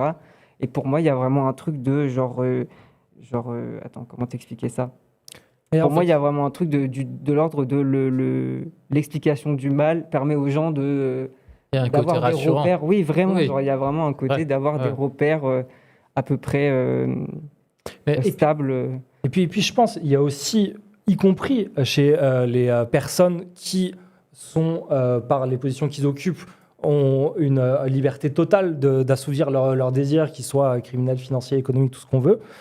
Il y a aussi des fascinations pour différents trucs. Moi, Epstein, par exemple, à plusieurs reprises, quand bien même il est juif, il témoigne d'une fascination pour le nazisme. Il témoigne. Donc, il y a aussi parfois une forme, je sais pas, d'edginess, ou en tout cas de jouissance à habiter des formes qui leur apparaissent subversives, que ce soit, je sais pas, le satanisme, que ce soit le nazisme, que ce soit des trucs comme ça, qui peuvent expliquer aussi des conduites là-dedans. Comme Epstein est un antisémite, en fait. Mais, Il a des takes totalement antisémites sur lui-même. mais Il s'essentialise, il s'auto-essentialise, quoi. Oui, oui. Mais là où, pour moi, le complotisme, qui, à mon avis, est vraiment la phase inversée de l'anticomplotisme, il y a quand même un effet puissamment dépolitisant là-dedans. C'est qu'encore une fois, si les États-Unis soutiennent Israël, c'est parce que Israël défend leurs intérêts impérialistes au Moyen-Orient et pas parce que le Mossad a des vidéos de Trump en train de violer des enfants ou de telle autre personnalité publique, les Clinton ou j'en sais rien. Il y a aussi, en fait, il y a aussi des systèmes qui déterminent les intérêts et être juste dans l'idée qu'il y a des choses sombres et cachées qu'on va révéler et que c'est comme ça qu'on va faire changer les choses, ça me semble à la fois dépolitisant et factuellement faux. Oui, et puis c'est vrai que du coup, c'est lié à ce que tu dis qu'il y a un côté rassurant par De le satanisme. domestication tout du ça. destin divin, tu vois. Oui, voilà, de dire, bon, bah, les choses sont comme ça, elles sont terribles, mais en fait, il y a des vraies raisons, c'est les forces du mal ou je sais pas quoi. C'est vrai que c'est lié aussi à ce que tu dis, Élie. Il y a cette question de si révéler les choses, ça les changeait, alors les choses seraient changées depuis longtemps. Parce qu'en fait, ça se nourrit beaucoup, ce complotisme, ce qui est un genre de confusionnisme, en fait, d'investir un récit qui est complètement hors sol, mais comme on s'y investit beaucoup émotionnellement, il commence à avoir du sens. Ça veut dire que par ailleurs, on n'est pas capable, par exemple, d'aller chercher les sources et de voir ce qu'a fait la CIA. Parce qu'encore une fois, c'est les documents du gouvernement américain. On le sait très bien que la CIA a fait ces trucs-là. Et il suffit d'aller regarder et c'est pas niable. Mais du coup, si on prend conscience de ça, alors il faut bien faire le deuil de ce changement qui arriverait parce que la vérité existe. La vérité, elle existe, elle est déjà là, en fait, on le sait. Et ça fait des centaines d'années que les gens savent. Et il y a toujours eu des gens qui ont été conscients de ce qui se passait et qu'il y avait du colonialisme et qu'il y avait de la pédocriminalité. Il y a toujours eu des gens qui ont su toutes ces Je sais pas choses-là. si les gens sont si conscients que ça, en vrai. Bah, il y en a. Alors, Est-ce que c'est une majorité? Mais oui. tu vois, ce que je veux dire, c'est que, par exemple, dans les milieux des coloniaux, il y a toujours eu des gens qui, en tout cas, même dans les pays occidentaux, il y en a peut-être plus aujourd'hui, mais il y a quand même eu des gens qui avaient conscience de ce que c'était les crimes de la colonisation, que les gens qui ont subi les crimes de la colonisation, ils avaient bien conscience de ce qui leur arrivait, que les gens qui subissent la pédocriminalité, ils ont bien conscience de ce qui se passe. C'est pas perçu comme des complots. Bah, eux, ils perçoivent pas ça comme des complots, mais s'ils vont le raconter à quelqu'un d'autre, c'est que quelqu'un d'autre va le percevoir comme un complot. En tout cas, c'est des choses cachées. Je veux dire, les choses terribles et cachées qui se passent ne sont jamais cachées pour tout le monde et ne sont jamais que entre les personnes, entre les perpétrateurs, les bourreaux. Voilà. Et puis sur la question de la pédocriminalité, il y a des choses qui sont vues aux yeux de tous. Encore Et une fois, bien sûr. Matzneff a été célébré Bien sûr. par tout le monde culturel français pendant des décennies. Il y a le fait qu'il y ait des trucs sombres sur Jack Lang était pareil, un secret de Polichinelle dont tout le monde parlait sans qu'il se passe absolument rien jusqu'à très récemment. Et c'est encore tout récemment, Libé a révélé que le fondateur du Point et des différents intellectuels de la droite française avaient pendant des décennies commis des actes pédocriminels dans leur sociabilité du 6e arrondissement de Paris. Donc c'est des choses qui sont sues, mais... Oui, sur Jack Après, là, Land... Pardon. Vas-y, je t'en je trouve que vraiment, c'est ce qu'on disait tout à l'heure et on n'en a peut-être pas assez parlé, mais vraiment à quel point la notion d'antisémitisme maintenant est totalement intraduisible dans des termes aussi un petit peu précis. C'est que genre là, on est vraiment dans un moment, dans une séquence politique où du coup, complotisme égale antisémitisme, donc c'est totalement rejeté, c'est totalement... je trouve que là, la démarcation entre ce qui est antisémite et ce qui ne l'est pas, elle est encore plus implacable et encore plus trouble aussi, Mais ça, faut faire attention, ça, dans cette affaire, faire attention à ceux qui voient dans l'affaire Epstein une confirmation à leur complotisme et juste ceux qui, factuellement, font les liens avérés. C'est vrai que et c'est là où l'anticomplotisme veut créer un peu de complotisme, c'est que les médias essayent absolument de taire que Epstein était juif. sûr. Alors que dans ses mails, il agit au nom d'une judéité sioniste, mais il ne faut pas la cacher. Et je pense que c'est le propre du complotisme de ramener de l'agentivité humaine, parce que les structures veulent enlever l'agentivité humaine, et donc du coup, on en met en personnifiant des structures, et c'est ça qui rend le complotisme. Et juste dans l'affaire Epstein, si on dit juste qu'il y a des liens entre Epstein, Israël, les États-Unis, la Côte d'Ivoire, Oui, c'est juste des faits. Et après, c'est le complotiste qui, lui, sa vision du monde, c'est vraiment les juifs contre le monde, et qui va voir Epstein comme une confirmation, et va réduire le capitalisme à Epstein, quoi. Alors oui. Et c'est encore une question de compréhension des systèmes aussi. C'est-à-dire que ce qui est intéressant dans l'affaire Epstein aussi, c'est qu'on voit que dans sa sociabilité et dans la manière dont il progresse dans sa vie, en fait, il y a plein de personnalités juives. Mais parce que la communauté juive américaine, elle existe, et que comme toutes les communautés d'immigrés, ce sont des immigrés qui s'entraident, et ça joue un rôle, évidemment, il a une sociabilité juive. Mais si on ne prend pas conscience du fait qu'il y a des sociabilités qui sont liées à des communautés différentes, et que ça existe, et qu'on a envie de voir les choses comme le fait d'agents qui ont des biais ou qui ont des affects mauvais ou des choses comme ça. Alors on se dit, il y a tous ces agents qui ont cet affect mauvais, qui sont juifs et ils font un réseau et ils dominent le monde. Mais non, en fait, les Italo-Américains, c'est la mafia, on fait des films dessus et tout le monde trouve ça génial et tout le monde comprend que les Italo-Américains ils se soutiennent et tout ça. Et après, quand c'est les juifs américains qui se soutiennent, qu'est-ce qui se passe? Et la mafia, on la romantise, mais la mafia, c'est aussi des gens qui font des trucs horribles. C'est pas... voilà. Par contre, je réponds juste à un commentaire Vas-y, oui, il y a des gens qui est en train de dire qu'on parle de l'antisémitisme alors qu'il y a des millions de victimes, mais c'est justement les complotistes qui parlent pas des victimes et préfèrent parler de... attends, comment expliquer? Mais là, il est en train de nous reprocher de parler d'antisémitisme et pas des millions de victimes, alors que c'est souvent les complotistes qui mettent de côté les victimes pour servir et déballer leur discours complotiste. Oui, et puis après, sinon, on a aussi. consacré plus de la moitié de l'émission à parler à la fois d'actions de pédocriminalité, d'impérialisme, de criminalité, même de pas besoin de violence se exercée par justifier, une en femme. En vrai, il n'est pas obligé On de va te regarder renseigner, l'émission de ça y est. Tzedek, sinon. Parce que du coup, il y a des chances qu'on en arrive là. Hein. Mais en tout cas, peut-être pour arriver tranquillement vers la fin de l'émission, moi je pense aussi que cette affaire, elle révèle des dynamiques à l'œuvre au sein de l'extrême droite états-unienne qui est actuellement au pouvoir, avec d'un côté le Trump qui est mouillé jusqu'à l'os dedans et qui soutient furieusement Israël, et toute une part de l'extrême droite états-unienne qui est entend exploiter la question des dossiers Epstein pour se faire Trump, et notamment dans l'idée que le soutien états-unien à Israël va à l'encontre des intérêts états-uniens. Oui, c'est intéressant. La tête de liste, maintenant, la personne la plus regardée, qui est Candace Owen, elle a capitalisé sur le meurtre de Charlie Kirk pour prétendre que Charlie Kirk, juste avant sa mort, avait commencé à s'opposer à Israël, que du coup, ce serait un complot juif. Et là-dessus, elle a continué, elle a enchaîné sur Epstein et tout ça, et maintenant... Elle a dit aussi que Kirk était le Messie, qui était un voyageur temporel. Il vient du futur, tout à fait, un truc comme ça. Oui, et que la CIA contrôlait une ancienne technologie sumérienne, ce qui expliquait leur domination sur le monde. Voilà, Et elle très fait fort. vraiment une fixation religieuse sur l'affaire Epstein, oui. de ouf. Et il faut savoir que elle et c'est aussi la transphobe originale. Et Fuentes, Totalement. c'est des gens qui ont été lancés par un autre gars d'extrême droite, dont Carlson. Non, un juif américain d'extrême droite. Ben Shapiro. Ben Shapiro, merci. C'est Ben Shapiro qui les a lancés, et il n'avait aucun problème avec le fait que ce soit des nazis. Et par contre, quand ils ont commencé à virer antisionistes, alors ils se sont séparés, et malheureusement pour lui, il est en perte de vitesse considérable, et peut-être aussi parce qu'il est juif et parce que maintenant il faut être plutôt antisioniste et antisémite, parce que pour l'extrême droite américaine dont on parle là, l'antisionisme c'est un prétexte pour être antisémite. Voilà, ce qui nourrit encore le complot et le philosémitisme dans l'autre sens. Mais on parle, tout le monde est perdu sur le chat, visiblement il se passe des dingueries sur le chat. Le chat YouTube, c'est un délire quand même. Ah, c'est le chat YouTube, c'est pour ça, je comprends pas depuis tout à l'heure, je me dis il est bizarre ce chat. Oui, d'accord, c'est pas le chat Twitch. Ok.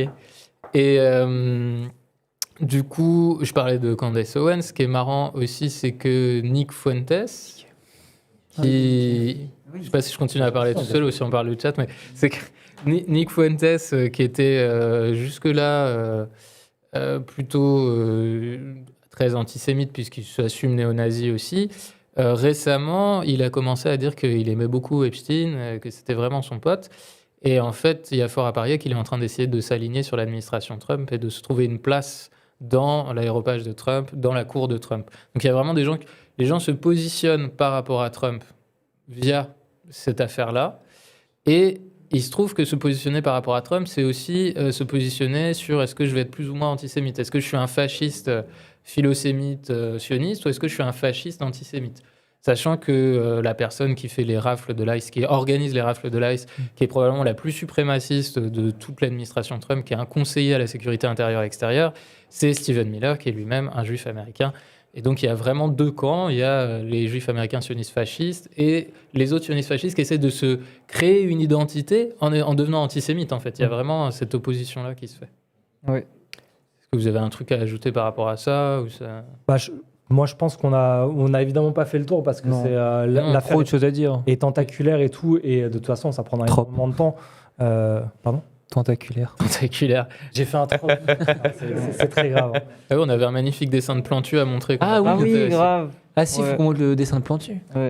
Alors voilà, Plantu, le naufrage depuis longtemps, mais là, le naufrage un peu antisémite, bizarre. Ouais, bah, ça, ce dessin de Plantu, donc, que Plantu a publié autour de l'affaire Epstein, ça montre à quel point les accusations en antisémitisme vont être systématiquement adressées contre des ennemis politiques, c'est-à-dire essentiellement la gauche, les Noirs, les Arabes, le mouvement de solidarité avec la Palestine, qui dès qu'ils parlent de, je sais pas, camper à Tel Aviv, sont considérés comme des immenses antisémites, mais par contre, quelqu'un comme Plantu, qui est vraiment un soutien du pouvoir de la pire espèce, lui, il peut faire des trucs comme ça, avec reprenant une imagerie traditionnelle dans l'antisémitisme, dans l'indifférence générale.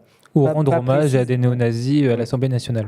Et ouais, c'est peut-être là-dessus qu'il faut conclure. Effectivement, je pense ce à quoi on assiste aux États-Unis avec l'extrême droite nazie qui est de plus en plus mainstream, peut-être que c'est aussi ce qui nous attend en France dans les semaines qui viennent, où C'est tout à fait possible, malheureusement.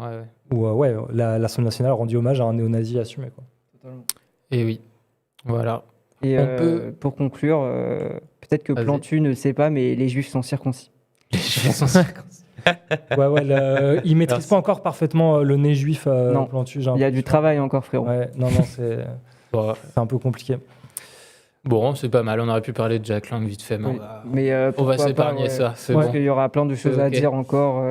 Voilà, et ben écoutez, merci de nous avoir regardés et écoutés. On espère que ça vous a plu, que vous avez trouvé ça intéressant. On vous retrouvera le mois prochain. On vous donnera le. Alors, il y en a qui disent, oh, moi, je sais pas, on va essayer dans quelques semaines, le plus vite possible. On vous annoncera le sujet plus à l'avance. Cette fois, on va essayer. Et on était très contents de faire cette émission. Merci de nous avoir regardés. Et puis, on continue à faire en sorte que ça arrive le moins possible comme aux États-Unis chez nous. Et puis, encore une fois, merci à PDH de nous accueillir Oui, pour cette émission. bien sûr. Merci à l'équipe technique. Et puis, subez-vous à PDH. Évidemment. Achetez la revue. Achetez la revue. Achetez la la revue. revue. Et TEDx écrit dedans. En plus. Soutenez le grand remplacement. Voilà. Achetez le bouquin de Achetez le Cédric. bouquin de Cédric. Soutenez et- les juifs d'exception, s'il vous plaît. Soutenez les juifs d'exception. Et peut-être, c'est pas vraiment le sujet de l'émission ce soir, mais en tout cas, je pense qu'on peut aussi rendre hommage à Leila Shahid qui nous a Ah oui. quittés Ah aujourd'hui, Vraiment. qui est une grande figure de la lutte pour la libération de la Palestine. Paix à son Voilà. âme. Mais merci à tous. Merci à tout le monde. Salut.